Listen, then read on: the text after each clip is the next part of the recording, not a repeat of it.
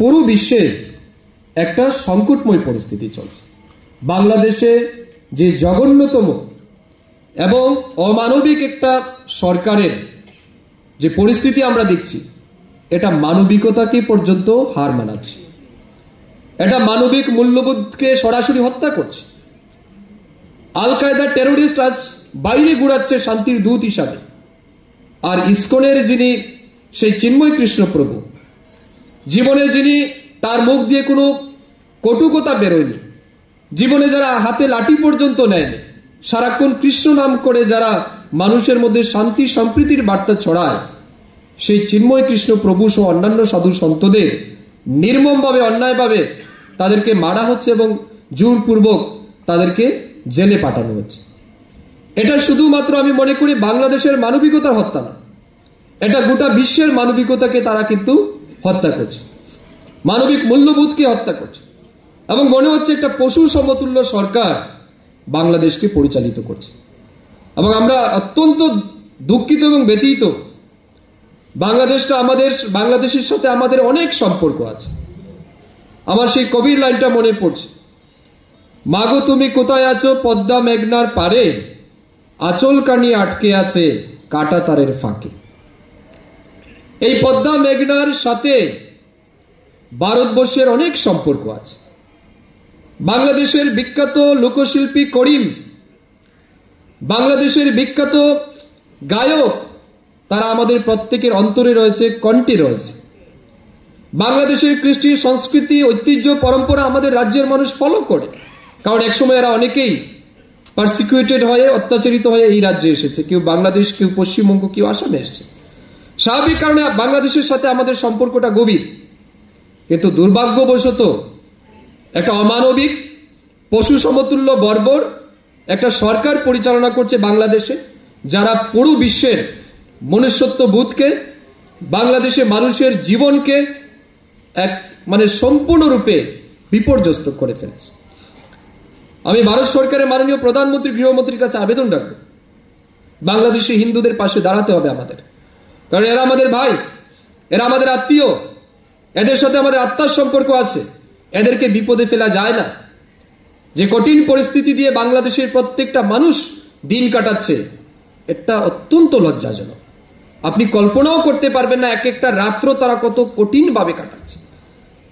কারো সম্পত্তি লুট করছে, কারো টাকা পয়সা নিয়ে যাচ্ছে, জমি দখল করছে, ঠিক আছে, তারা মেনে নিচ্ছে, কিন্তু তাদের মেয়েদেরকে, স্ত্রীদেরকে তাদের সামনে তুলে এনে 10 জন 15 জন জিহাদি কট্টরপন্থীরা দর্শন করছে, মেরে ফেলছে। এটা কোন মানবিকতা মানবে? এটা কারা মানবে? সেটা এরকম একটা মৌলবাদী সরকার, আমরা তার তীব্র নিন্দা জানাইছি সরকারের সেই ন্যাক্কারজনক পরিচালনার জন্য। আমি আবেদন রাখবো রাজ্যের মানুষের কাছে, সময় এসছে, সত্যটাকে সত্য বলতে হবে, সত্যকে মানতে হবে এবং সত্যকে অনুভব করে আগামী দিন আমাদের পরিকল্পনাও নিতে হবে। আমাদের রাজ্যের কৃষ্টি সংস্কৃতি ঐতিহ্য পরম্পরা এগুলিকে বাঁচিয়ে রাখার জন্য আমাদের সবাইকে একত্রিত হয়ে চলতে হবে। আমাদের দেশ একমাত্র ভারতবর্ষ যে দেশে বিশ্বের সমস্ত ধর্মাবলম্বী মানুষ, ভাষাভাষী মানুষ, বিচারধারার মানুষ এখানে শান্তিতে থাকতে পারে। কেন জানেন? কারণ এখানে সনাতন বিচারধারা বহু সংখ্যক। একমাত্র বিচারধারা সনাতন বিচারধারা, যে বিচারধারা বলে সর্বে ভবন্তু সুখিনঃ, সর্বে সন্তু নিরাময়া, সর্বে ভদ্রাণি পশ্যন্তু মা কশ্চিৎ দুঃখ ভাগ বলে। আমাদের বিচারধারা একমাত্র বিচারধারা যে বিশ্বের সমস্ত মানুষের সুস্থতা এবং নিরূপ কামনা করে। আমাদের বিচারধারা একমাত্র বিচারধারা যে বিচারধারা বিশ্বের সমস্ত মানুষের মঙ্গলময় জীবন কামনা করে। তাই তো আমরা বলি বসুধৈব কুটুম্বকম, এই বিশ্বের সমস্ত মানুষ এক পরিবার, যার কারণে এখানে সমস্ত মানুষ শান্তিতে থাকতে পারে। কিন্তু এই ভারতবর্ষের কৃষ্টি সংস্কৃতিকেও নষ্ট করার জন্য কিছু মৌলবাদী, কিছু জিহাদি তত্ত্ব, লেফট লিবারেল, হিন্দু বিরোধী মানুষ এখানেও আছে। ফিলিস্তিনিতে হামাসের আতঙ্কবাদী মরার পরে যারা চোখের জল ভাসিয়ে ফেলে, কাঁদতে কাঁদতে যাদের অবস্থা খারাপ হয়ে যায়, তারা বাংলাদেশের হিন্দু হত্যায় তারা নীরব থাকে।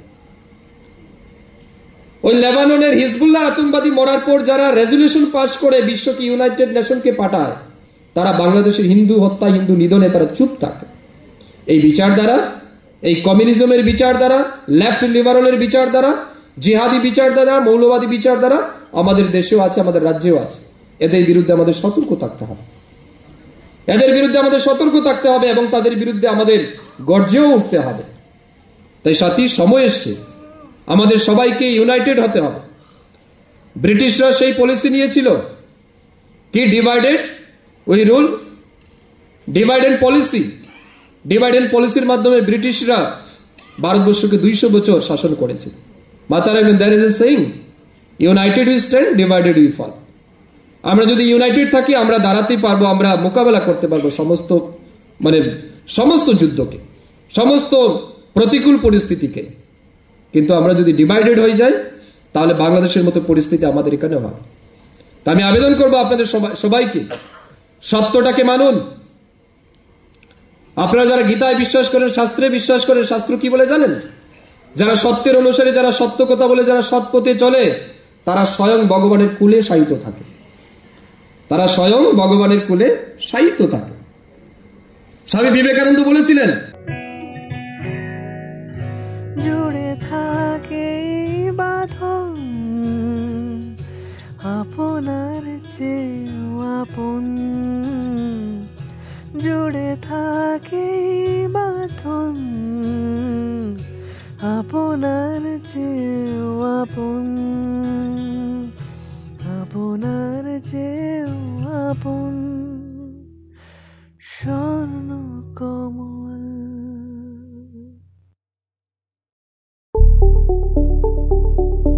স্বপ্নের বাড়ি কিনবেন ভাবছেন? দেরি না করে চলে আসুন RB কনস্ট্রাকশনে। অত্যাধুনিক সুযোগ সুবিধা সহ আপনার সাধ্যের মধ্যে ফ্ল্যাট পাবেন আমাদের এখানে। রয়েছে ব্যাংক লোনের সুবিধাও। আগরতলার সার্কিট হাউস, দুর্গা চৌমুহনী, প্রগতি রোড ও কলেজ টিলার মূল সড়কের পাশে। কলকাতার নাগের বাজার, কৈখালি, মালিবাগানে রয়েছে আমাদের ফ্ল্যাট। প্রতিটি ফ্ল্যাটে রয়েছে পার্কিং ও লিফটের সুবিধে, পরিশোধিত পানীয় জল, জেনারেটর সহ আলাদা ট্রান্সফরমার। তাছাড়াও নিরাপত্তার জন্য থাকছে দিবারাত্রি সিকিউরিটি গার্ড, রয়েছে সিসি ক্যামেরার নজরদারিও। তাহলে দেরি না করে আজই যোগাযোগ করুন RB কনস্ট্রাকশনে। আমাদের ঠিকানা RB construction, Jhuma Chakraborty, circuit house, পুরনো রাজভবনের পিছনে।